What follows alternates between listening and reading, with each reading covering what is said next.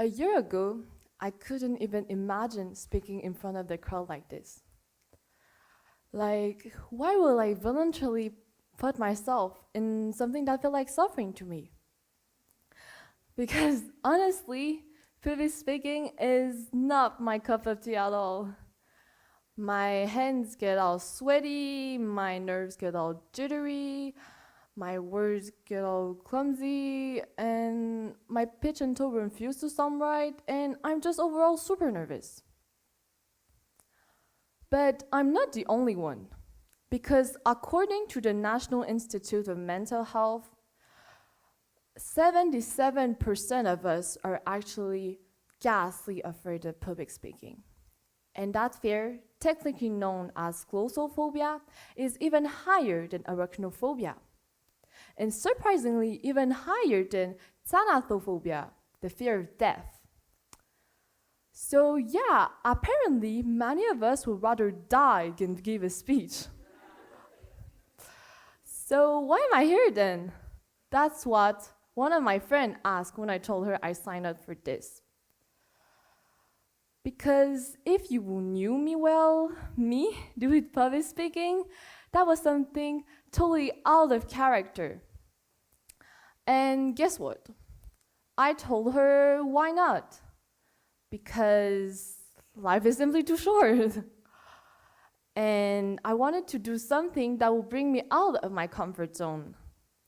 Because when we think about it, glossophobia is just one form of a much bigger fear that lives in every single one of us. And that is metathesiophobia, the fear of change. We're actually scared of change itself. The discomfort, uncertainty, the unfamiliarity, and of course, the judgment of others. But I'm here to convince you that change is not as scary as we think. And it might start with something simpler, courage. And in order to have courage, we first need to understand where all fear begins. And that starts deep within our biology, of course. So a bit of context here. So no surprise, we humans have evolved to survive. And that is all thanks to fear. Fear is thus the fundamental mechanism that kept our ancestors alive. And the very reason you're here today. And it is precisely caused by the amygdala. And the amygdala is essentially your brain alert system that screams danger whenever something new appears. And for our ancestor, for example, stepping in the dark meant danger because it was a place of vulnerability where predators lurk. Because, who would like to stumble upon a saber-toothed tiger? And nowadays, that saber-toothed tiger may look different.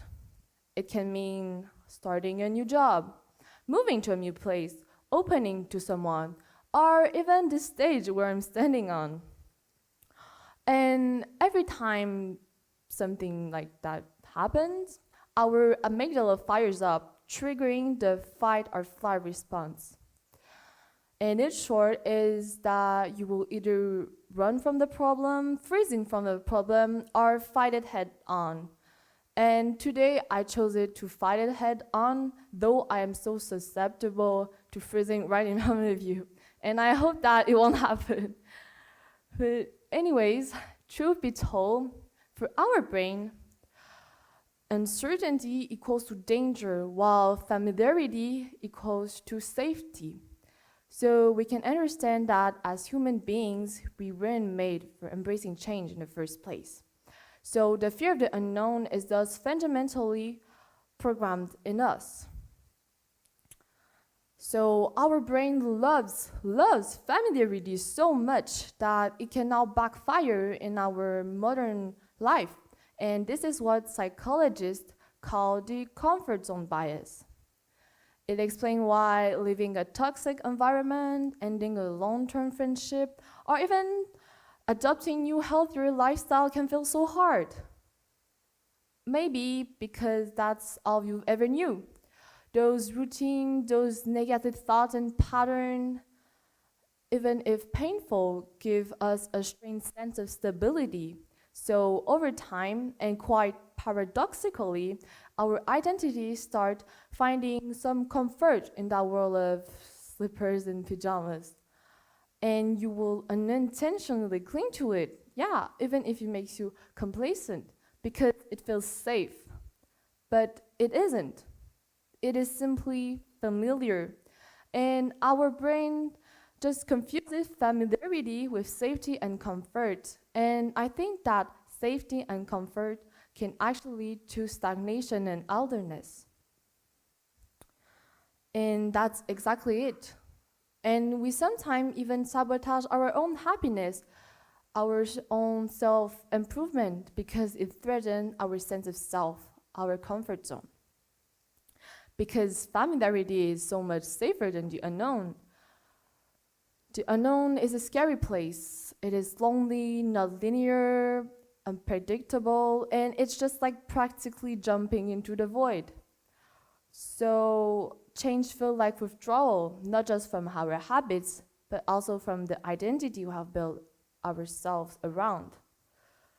We'd rather be stuck in a vicious cycle than risk facing something new.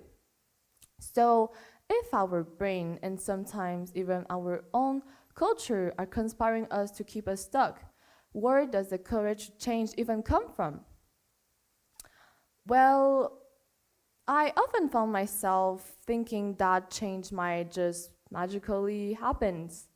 Maybe one day I'll eat healthier and hit the gym.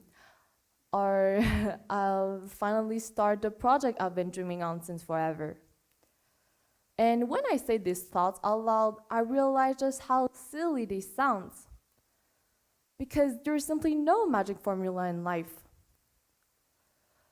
And it's fine, okay? Because actually, realizing one need to change is actually the very first step in order to exit of your comfort zone and simply start with a shift of heart, leading to a transition to the mind. Then after, we can maybe consider playing a more active role in it instead of being passive to life.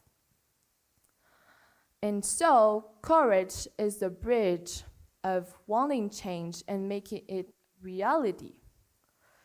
Because, and also you need to remember that courage isn't the absence of fear, but moving forward and embracing challenges while being terrified, sad, unmotivated, or tired. And as Alexander Graham Bell once said, the only difference between success and failure is the ability of action. So waiting for change to come really happens. And the only person who can truly steer that path for you, well, we need to think about the comfort zone bias and how we let our own narrative, our past mistake define us. And often we internalize the judgment of others and repeat it to ourselves that I'll never be good enough, that I'm bad at math, or I'll never succeed at this or that. But these thoughts aren't true. They're just silly thoughts your brain create in order to keep you safe, pulling you back in the comfort zone. Because every time you face a slightly change, your brains want to retreat. And that's why fear starts with action. Action starts with fear. And it ideally leads to further action, fighting rather than fleeing or freezing. And change begins when you're mindful of your fear and you begins rationalizing them. Because then something remarkable happens inside your brain and its biology. Because according to neuroscientific research, your prefrontal cortex, the reasoning part, begins to override amygdala, the part that triggers fears. And when you choose courage over comfort, you're actually strengthening new pathways that can help you handle fear and uncertainty better. So in short, courage literally rewires the brain. It's maybe not something you may be born with, but it's something you can build and practice like a muscle. And surely and slowly, you'll turn the fear of the unknown into positive and take uncertainty as a guide and not as a warning, because growth is always outside of your comfort zone. And it's really hard, okay, because everyone would change if they could. And yes, it takes effort, sacrifices, bad days, and a lot of patience, and especially self-compassion. But I swear, when you look back upon your accomplishment, you'll realize just how embracing change was all worth it in the end. Thank you.